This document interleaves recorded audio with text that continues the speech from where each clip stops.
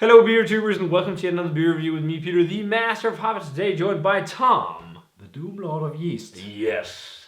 And we're drinking some macro beer today and tequila. And I'm actually looking forward for both. That's awesome. We've had some heavy stuff already. Yes. We need some easy rides, Yes, some I'm smooth really glad rides. for this. David has been sending beer for the channel for a very long time and has been a kind supporter. You know, he sent all kinds of different stuff over the years. I think he was pretty much the one who also introduced us to something like Sierra Nevada Celebration and things like that. But, last year he was kind enough to send another box. But this box was quite a different box because it was mainly Hispanic macro beers and tequilas and a cookbook as well. Danny Trejo's taco cookbook. Danny Trejo, you know the actor? He has a series of restaurants, or at least I think it's 2 locations. Well, that's a really nice package. It was really nice. So we've tried one of the beers, which was an IPA that was oxidized, unfortunately. And then we tried a tequila with it, the tequila liqueur that was quite all right. And then we paired 2 mixto tequilas with a Danish beer that was terrible by comedian Magnus Milan. It's called El Fresco. I mean, the dude is a hilarious comedian, but the beer was worse than Corona. So, that's really bad. But so today, you had Corona. yes, I would have rather. I would taste. Yes, I would have rather had Corona, the beer itself, as well. Okay. Over his. But today we're trying some beer originally brewed in the Dominican Republic called Presidente. The company is now owned by Anheuser-Busch, the big brewing conglomerate. If you don't know them, it's the biggest brewing conglomerate in the world, and they own loads of brands. They've really tried marketing this in Florida. So this is one of the biggest sales areas outside of the Dominican Republic. It's also sold in various other markets, apparently also Germany, where Tom is from. But also a lot of places, all over the globe. But the big thing apparently is Miami, which is, that's pretty cool. So it's a 5% Pilsner inspired beer, and apparently originally it was a dark beer, but what was it, after the release it wasn't... The success was always limited. Because so it was they dark. made it a Pilsner. Instead, And the bottle also says it's brewed in the US. Yeah. But it does not say where or who or... No. So it's probably brewed at an Anheuser-Busch facility. And what's also interesting, it does not say ingredients. Usually most American beers say ingredients. It just has like calories, carbohydrates, all these things. There's no, and the whole government warning thing, but there's no mention of what's actually in here. Pilsner style beer. So I would expect a classic, light, international style Pilsner. Yes, and probably some kind of adjunct, like maize, corn. Also by the looks. Yes, because it's so pale. Yeah. And we're going to pair it with a shot of Jose Cuervo Tradicional Silver, or it says Tequila Plata, but real tequila. So Jose Cuervo last time was the mixtos. I wasn't the biggest fan, but they also do 100% agave tequila, real tequila, and this is the silver. So we're going to try and pair it with that. And how do you feel about tequila, Tom? Well, Tom, we had a talk about it. you're German, so but, this is, I don't know, is this something you drink a lot in when Germany? I was young, I mean really young, 18 or so, or even younger. I mean for the American people, it's almost unimaginable. But we drank a lot of the cheap Sierra pseudo tequila stuff, and I had too many hangovers to really appreciate it.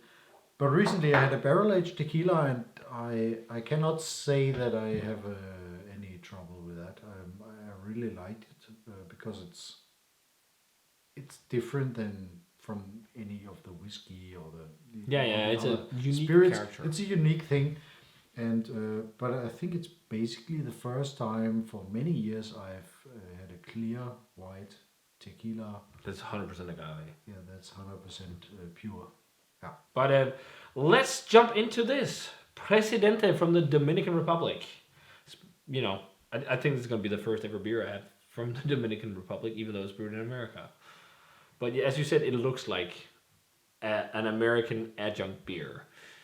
It's very light golden yellow and a white head.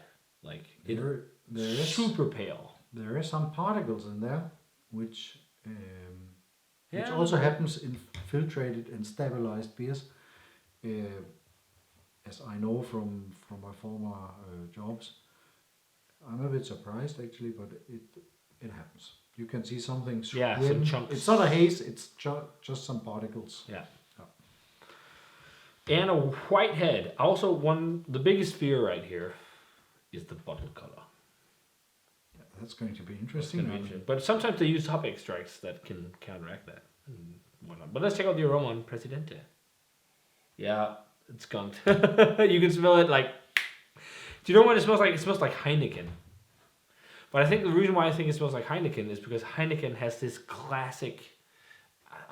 did I just call that classic? It has that really heavily skunked hop aroma. Okay, second time around, I don't think it's as bad. But there is definitely There's some sweet malt-ish Sweet thing. Maybe it's malty corn syrup. it might be the corn. It's sweetness. very light. Yes. In terms of that whole skunk, it's definitely there, but the second time around I don't think it's as much. But it's when we talk about skunk flavor in beer, it's light struck flavor. It's an off flavor that happens when light penetrates a bottle of beer, and many people have had a beer that's been standing in the sunlight too long. It's not a real bad problem in this one. It's how do you call it? Light? Did you taste it already? What is a light struck? Yeah. Did you taste it? No, I didn't taste it. Okay. No, I thought you jumped the gun. didn't. You've been It's good at just that. But it's definitely there. Yeah, You a can little smell bit. it. But otherwise, that it smells pretty much like what I'd expect from a beer like this from a macro brewery. It's super light. There's like not big much. There's not a lot of any kind of malt character. There's a bit of cereal grain, that corny thing. And in terms of hops, I must say I think the presence of the kind of skunky light struck flavor that overshadows what hop character is in here. So I get that more than I actually get any hop character. There's people Who like it. internationally, also in Germany, I know they only drink beer from green bottles because they learn to like that flavor. Yes. And I mean, as a brewer, sometimes you learn it's wrong. You don't have to have it. It's wrong to have it in your beer. You should take all measures. But there's people who appreciate it. Can it be wrong? Yeah. Well, there was a very great comment the other day on the channel that said, like, I criticized Pilsner Urquell for having that buttery taste, but they want it to be in there. So even though it's an off flavor, butter flavor in beer, diacetyl, if the brewer is seeking to have it in there, is it then technically wrong? That's the question. Intended. Yeah. So, well, let's try it. Cheers. Cheers. And thanks a ton to David for the beer.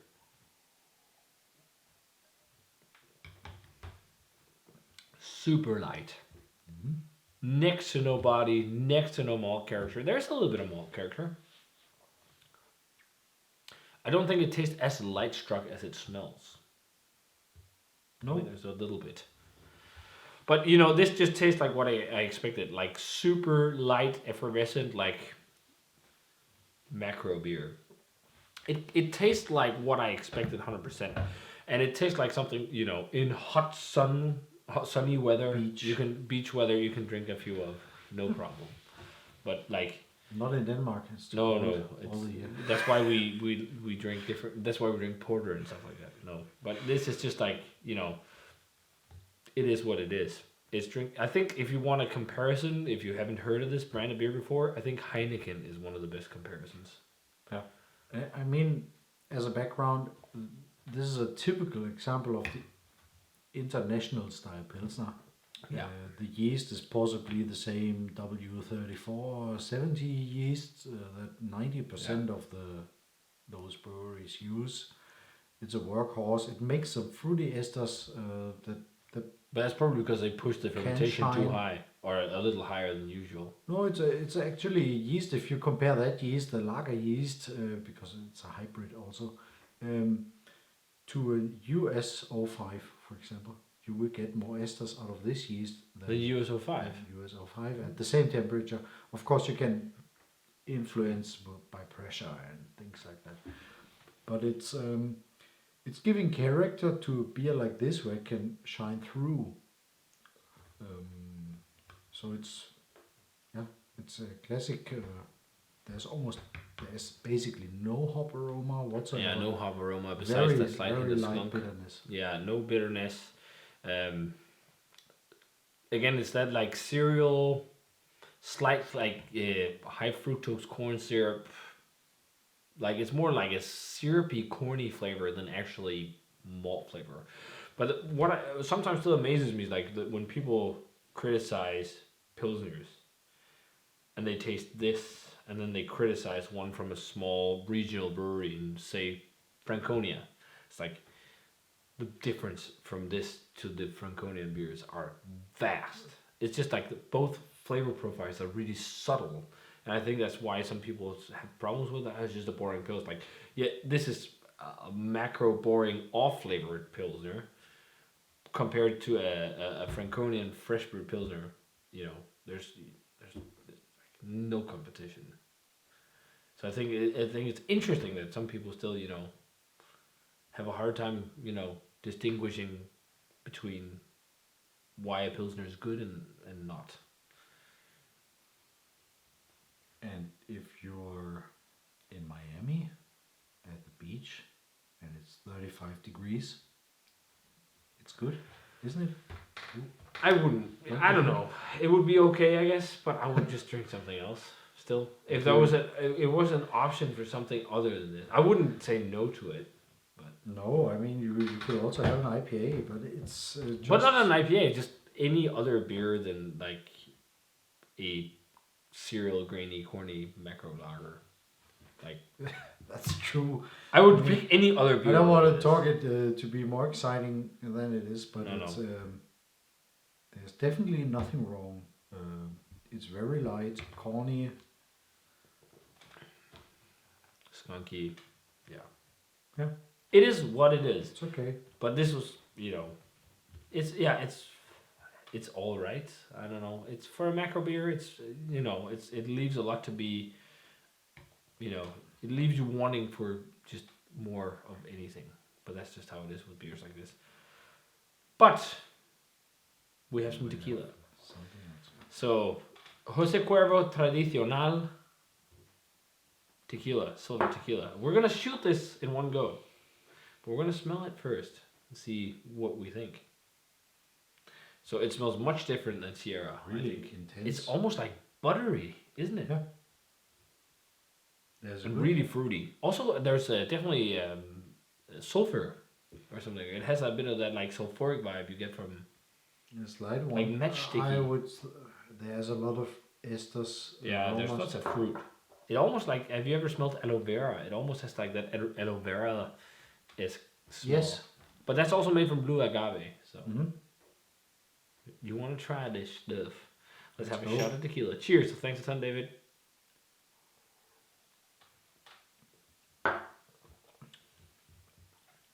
It's really mild. It's really mild. Really nice. It's warm and going down. It's really dry. But oily. Oily too. I will say that it's smoother and it's easier going down than the mixed with tequilas, but it's still quite similar.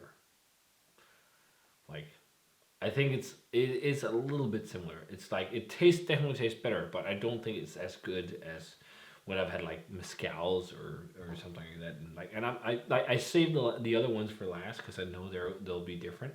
But it's all right. I think this would be amazing to make margaritas with, especially compared to the mixtos tequila products. Don't you think so? This would be a good cocktail tequila. And it also suits the beer really well. Yeah, it actually does.